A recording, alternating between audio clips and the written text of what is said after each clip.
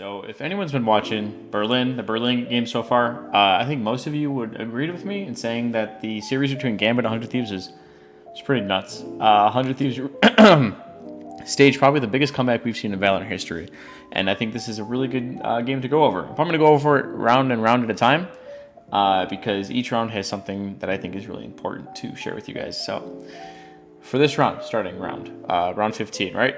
I want to break down the default that 100 Thieves does, and for this round, it is going to be a 1-1-3, 3 people towards the A site, applying a little bit of pressure, and they have one goal in this round, and that is, once this resolution clears up, it'll make a little more sense. So they make a bunch of pressure towards A, they Silver Dart the Jet, so she can't play an aggressive angle, they spray her down a little bit, bait out the stage wall, Killjoy gets up, and she places down this turret. Well, now, the reason why this turret is so important, you're going to see it a ton of times. They're going to do this multiple times, is because this turret right here gets you literally all of this map control.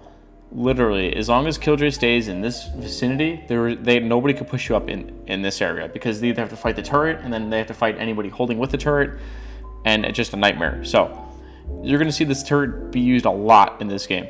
So what 100 Thieves can do then is, once they get that turret down, they can back out and start making pressure elsewhere. And that's exactly what you're going to see here. You're going to see Reyna, Sova, and Viper all move away, and they're going to leave Killjoy here watching her turret. Now, the thing with Gambit's team comp is that if you look at it, they don't have a lot of information gathering characters. They have a Sova, and that's literally it. They have nothing. No one else is going to get them any information as to where players could be, right? So if they want to re-clear this half of A site, it's going to require one of them to peek and put themselves in a dangerous situation or an aggressive situation. So if you'll see later on, you'll see that Sage is eventually going to walk up, and they hear this turret, right? And they don't know if they left, they don't know if they're still there, because everybody stayed quiet. And that's the biggest thing here, is that they stayed quiet, they rotated back towards the B site. Ethan, I keep getting the Viper and Owen mixed up, but Ethan's holding the push on a garage in B main. So they have all this map control here. The only thing they don't have control of is this mid area. They don't have any control of this, right? So while they're crossing through mid, they have to be wary and like always double swing with each other while they're crossing this, because somebody could be pushed up in this area. Just something to keep in mind. So we're gonna play out the round a little further. 100 Thieves is going to stack more towards the B side again. After drawing some rotates over to A, they bait out the stage while they baited over a rotate. The turret's still here, so they know the Killjoy's still here somewhere. So the Sova drone starts going up, the Viper wall goes up along beside it, and this is going to bait over another rotate. So there's no noise being made anywhere else on the map, so all Gambit can really do with the agents that they're using is simply to guess and base this off a feeling. And this is an extremely uneasy feeling, because you don't know where people are going to push you from. You don't know where they're going to go, right? You might have a feeling, like, well, they might come A or they might come B, but you don't have any hard evidence. And remember what I said about having to dry swing things. The Sage is now going to have to dry peek to see if anybody's in this A area, because once she does, it finds out that there's nobody there. If there's nobody here, you're going to see the Jet rotate over to B. But what's going to happen is Sage is going to clear left, doesn't see anything, clear right, get a kill on Steel, and run away immediately. Because if the Sage dies, that's really big, and you don't want to die if you're playing Sage. What he did there was super risky, though, because if Steel was aware that somebody could peek him there and he actually killed him, that'd be such a huge kill for 100 Thieves. So as soon as Steel dies, Nitro he just immediately runs up and tries to find the trade, right? Sova arrows, we get hit with an ad of a giant turtle and water bottles. Stop polluting, don't pollute. I was going to cut this out, but no, this is a good lesson. Don't pollute the oceans. Okay. So, what happened here? I think, what is it? Nitro peeked through Nest. And did he clip this guy? Yeah, okay, he saw him somehow. Molly's backside, you got an aggressive Viper playing going on. Because right now they're not going A, or they're not going B, right? So Viper in this situation is literally just a body to throw at them. And that's what she's doing. Nitro's doing a good job of it. The Reyna blind sees, like it points out that Redgar's behind this maze. They kill him, they double swing him and kill him, and they get the bomb down. But also keep in mind, Steel being there with his turret and dying is going to be a big thing in future rounds, because now Gambit's going to think that somebody's usually holding that area with their turret, you know? So if you want to peek that, it's going to be extremely risky, and it's not really something you want to do, alone at least. So let's bring us over to the next round, because these guys do the same thing every round. Okay, next round. You can see it's the same setup, 1-1-3. Their whole goal is to get that Killjoy turret down. Reyna blind. This Reyna blind is huge because anybody opping or peeking from back rafters or nest can't really see this, because This blind is going to blind them. They need to shoot the blind, you know. And then the Sova arrow is really important because nobody can push up on this belt area or down below that easily without shooting out the dart, right? But Shados is still in a pretty good spot, pretty aggressive spot to peek anybody from belt. And Defo, like I said, was blinded for a second, but he's still holding it. Shados and Defo are still holding good areas. They got this Killjoy turret down. And now, like I said before, they have literally 1/4 of the map, literally, like theirs, because of this one Killjoy turret, this little thing right here. So like I said, their whole plan was to get that turret off. And once they have that down, planted, they choose to fall back, make some noise elsewhere, try and bait off some rotates because they just made a lot of noise on by A site. And like I said before, anybody could be pushed up in this area, so you see them all triple swinging this as a team. This is like really important, right? So now that Steel's still in the area of this turret, he made the presence known last round that he was holding with his turret last round, and he almost killed the Sage. So now if Reyna or Jett want to peek this, they have to expect somebody to still be there, you know? But instead, Steel knows this and decides to hold mid, in case anybody tries to, you know, get a little greedy here. And he plays this spot perfectly. He plays super patient. He waits. There's a Viper ulti here, so they need to take this like as a team. I'm gonna skip ahead a little bit. So they start going through the Viper ulti with a Sova drone. Know that Viper's not in there, so they hurry and try to like kill her. They run out. As a team, this is really good. Steel's still holding a really good spot here. And because this Killjoy turret's still going off, and these guys are being silenced in the Viper ult, these two rotators can't necessarily leave because they don't know what's going on. All they hear on B site is a Sova drone. And a Sova drone doesn't necessarily mean that a team is going to that site. It could just be a fake. It could just be a Sova throwing out a drone for whatever reason, you know? So 100 Thieves wins this round.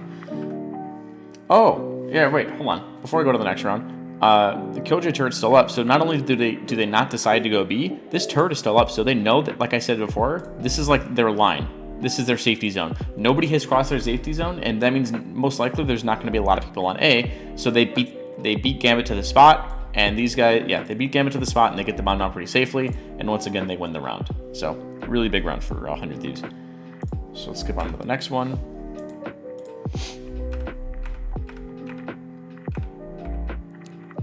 They save, which makes sense.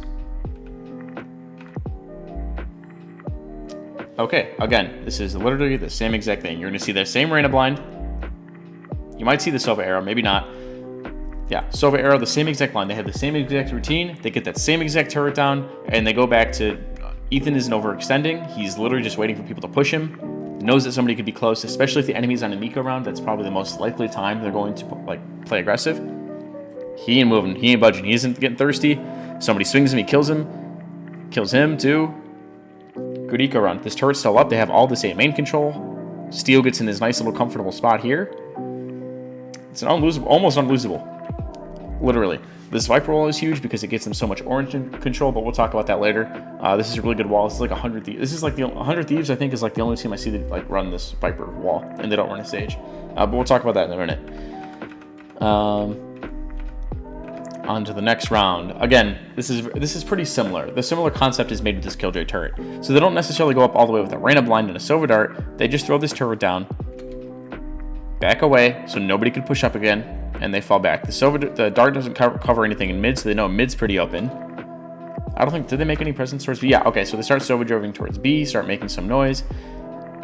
Now, this is when Gambit finally decides, okay, that's enough of this Killjoy shenanigans stuff. Let's try and kill her, right? So they're going to find the turret, and eventually they're going to kill it. I think so, this round. But they're both holding pretty aggressive angles.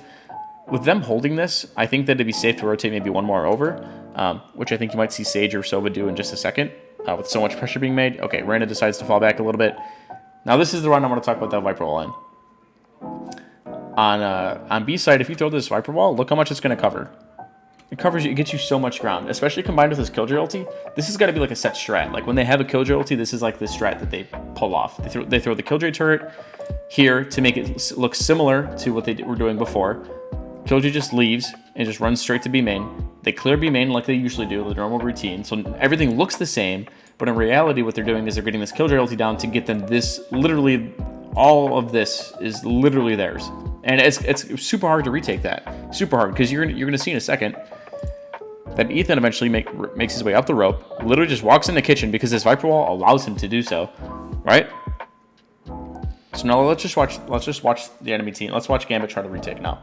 And it's going to be extremely hard, especially in a Viper ulti. This is literally almost unlosable again, as long as everybody like survives. Ethan knows there's like 3 in there. He blinds. He even gets up in an unexpected spot where Gambit really won't expect him to be. As soon as monkeying around and getting a kill or 2, there's a Killjoy turret down here. Is everything. Almost unlosable. Steel's good for 2. I don't even know where he got those 2. I guess through the wall maybe. And yeah, again, great round. Really well played. So now Gambit takes a timeout because they're losing a lot of rounds and a comeback is very possible. So this is very similar to what they just did before. And it looks like Gambit on this Eco 1 wants to try and push B. Try and show him something different because they haven't pushed B main yet. Try and punish the Sova for droning so early. Maybe punish Ethan for holding this exact same angle every round. So that's like their game plan, right? Drops down. Ethan finds one. Yeah, it doesn't work. They get steamrolled. Find 2 early picks of them trying to get aggressive. And I think 100 Thieves knows, again, it's an eco they can get aggressive. So they expect this, obviously. Nets is in a really interesting spot. This will be funny. But I think 100 Thieves might just wait. They're playing patient. There's no need to rush it. You still have a minute, 15 seconds left in the round. Wait for the Viper shenanigans to go down so you guys can safely clear the site. So they know Nets is here. They know he hasn't crossed. They're still not getting greedy, which is really surprising. Okay. Interesting. Interesting, Ed.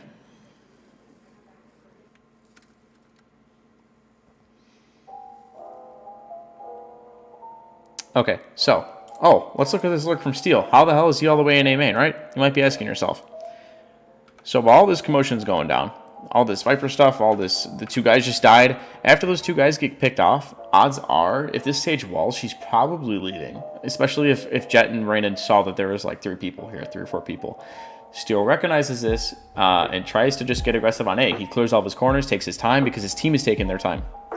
Now, I think that 100 Thieves isn't moving like very fast because they're waiting to see if Steel can make his way over to A. I think that's the comms. He's saying like, hey guys, just chill for a minute. Let me see if I can find a timing on A. Hey, I found a timing. And Ethan, why don't you ult over here? And he did. And again, they got the guns. It gets a little dicey here in mid, but that's not important. They still swung it together. They just lost their gunfights. 100 Thieves wins the round yet again. A really well played round. Again, this is another similar default. We've seen 2 defaults this half. We've seen the 1-1-3 with the Killjoy turret up close, and the 3-1-1 with them working B main, somebody usually hanging around in mid, or 4 and a 4-1, and a Killjoy just again hanging around on A site holding. This Killjoy Steel is holding literally all of this for his team, which is so huge because it gives 100 Thieves the ability to work up, find like Gambit making mistakes, like Nat's right here dying, like they can do whatever they want to B main because they know that Steel's going to hold down this half of the map for them. So yeah, they did a really good job to pull off each other super well. They're patient. They played this out perfectly, honestly. Killjoy's waiting for somebody to be aggressive. Hiko knows that somebody could walk up on a mid, so he's watching mid. They're basically waiting for this Sage wall to go down, right? Because while this Sage wall is still up, it's almost impossible for them to plant. Because B-site is built like a... It was poorly designed, in my opinion, but that's okay. So, they waited for the Sage wall to break. Now that the Sage wall is broken, the comms here are, all right, who's playing Silver for their team? Hiko. Okay, I don't know why I said Hiko was playing Silver. You know what I mean. Okay, Hiko, go back to A. Why don't you go drone? Why don't you go arrow? Make a bunch of noise. Try and sell the fact that we're going A, and then we're gonna hit B. Now that the Sage wall is down, right? So Hiko goes back, pulls out his drone, starts getting into his dart or his drone, right? He's droning around, making some commotion. Drew over. I think Reyna rotated, right? Because I think she was. Okay, so she was in mid before, right? So they threw the Omen Smoke 2 to try and sell it. Still droning. Reyna throws it a blind, shoots the dart. Or the drone, I should say. Steel, again, is in a super good spot, holding all this map control. Literally with his turret and himself, he's holding this whole half of the map. And that's when the B exec starts happening. Sage is now on a site by herself because Reyna was forced to come off of this spot to go help A, which means Sova can't really play B site much with Sage. He has to be in this area, and that leaves Sage literally all by herself to defend from all of this and a Viper wall, and that's literally impossible. And if she tries to defend it, she's throwing because she's going to die. Or maybe she'll be good for 1, but she'll get traded pretty easily. So the B exec is really strong. It works really well. Steel's in such a good spot. And even then, I forgot to point out, I don't know if it was this round. Okay, yeah, this round. Look at this dart that they have for for this spot right here. So they have this Viper wall, right? So that when they try to go and plant, anybody standing in this area is probably going to get pinged because nobody's really looking at a dart that's going to land right here. This could be super up high. This could be in a weird spot. I don't know where it goes. But this is specifically lined up for Steel to make this lurk play underneath tunnel, right? So he can get into a good spot. He can kill anybody holding in this area, right? So when he comes out from under the tube, all he has to worry about is this area or this. But odds are, with all this commotion going on, he's probably not worried. He's probably not going to be being held. He's probably not going to be held from anywhere. He's probably going to be able to walk in there for free. And spoiler alert, he does. So it was a really well played round again from everybody. Well executed, well timed. Like Steel's in such a good spot, he's going to kill the Sova, right? And then the very nice story about Killjoy now. He finds 2. It's just, oh my, it's just they played this so well. So they won that round. Oh yeah, there's some crazy ops shenanigans going on. You should watch this. This is kind of funny actually. So he finds one there, getting over aggressive. Finds Asuna, gets a no scope, gets a nasty quick scope. Like this is just kind of funny. And then Steel's reaction is also really funny. Okay, enough shenanigans. So now this is a really big win or a really big round. Obviously, every round is pretty big because 100 Thieves is coming back and Gambit really needs to stomp them out. They invested the operator, and this is really risky because if he dies, that's a really big investment for a little, very little return. But 100 Thieves, their game plan this round is that almost the past 8 rounds or whatever rounds they played, they've been playing super slow. They've either been playing 3B or 3A, or they just throw a turret here or something and then run away, or they're throw a Viper smoke here and go away, right? They were playing so slow, right? Super slow. So now to take Gambit by surprise, they're okay, let's try to do a fast hit now, because you see all 5 of them grouped up here. They ran a blind this out, so they can't be operated here. They can't get opt from here. Killjoy turret goes up here to help Asuna take fights from up top the pipes. Nobody's peeking, so he doesn't really have to swing. Yeah, they're getting slowed down, but they're just going to brute force their way in, which I think is huge. Asuna jumps up on pipes, finds a kill, dismisses away, so they can't get the trade. He goes ulting backside to create some space. And yeah, Gambit wasn't ready for a big push like this. And I think 100 Thieves knew this, and that's why they called it. And that was a really good call by Steel to do something like this. They played super slow over the past 8 rounds, and now they hit him like a truck on A side, and they got the bomb down. And again, it worked really well. And then they even delayed them even further with a Killjoy ultimate. So there's almost little to no chance they even win this round. Again, very well played by 100 Thieves. Now, on to round 22. Operated towards the B site. Again, they're going back to this 1-1-3 default that I talked about earlier. They have Ethan here watching this. They have Nitro here watching mid with his smoke. And then they have the 3 people here. Bet you $50 to try and get this Killjoy turret down. I actually don't remember if they do or don't, so we'll see. So Sovadar, Reyna blind, everything. It's the routine. Turret goes down. Reyna's getting ready to swing this turret. His teammates sold him off. Probably a little bit of miscommunication there. Reyna's getting ready to swing. He's getting ready to fight somebody. And I like this spot from Shadows. It's probably something they don't expect, right? So they just hit him with a really fast round. Now they're playing super slow. You have Hiko and Asuna watching any pushes from A. You have 2 people watching pushes from mid. Recon bolt goes out. Pushes Shadows back and gets Asuna in a really good spot here. So if 100 Thieves now wants to lurk away, Asuna could probably find one on his way out for hearing them rotate or something, right? Hiko darts for him to make it not seem like they're that close. Just loses his name duel there. Kind of unfortunate. That could have gone either way, to be honest. Now what was happening over here on this half of the map? So Nitro's in a good spot. He's trying to see if anybody's getting ready to check tube, right? So he's hiding there. They try to they decide to go back towards A, especially now that Sova just arrowed this. They know that nobody's here, which brings that Sova, who was once playing here, he now rotates off to mid, but he's still there for a quick rotate regardless. And they decide, F it, let's just hit it. Nitro's in a good spot. He'll probably be good for one rotate. This is the one round that was a little iffy for me. Everybody really needed to hit their shots, and every kill was huge. Getting that kill from Hiko is really big. Without it, they probably lose the round because then it's a 5v3. This round just came down to hitting your shots, bro. Like Nitro, if he whiffed that, they probably lose. Now it's a 4v3. Now they know that Nitro's all the way in mid. They're probably going to try and hurry up this retake, right? So they get the res off. Sage is just swinging. They find Steel up in top pipes. Hiko, again, is really good. Good for one. If Hiko doesn't get these kills, by the way, they lose this round. And this is probably the most important round of the game. So yeah, just a barroom brawl over here. Get a bunch of kills. Ethan and Hiko come up big. They kill them all. I love it. Now it's tied. Tied up game. Gambit's got to be feeling pretty shitty about themselves. And they take a timeout. So, oh no, 100 Thieves takes a timeout. Talk about a nice game plan for this next round.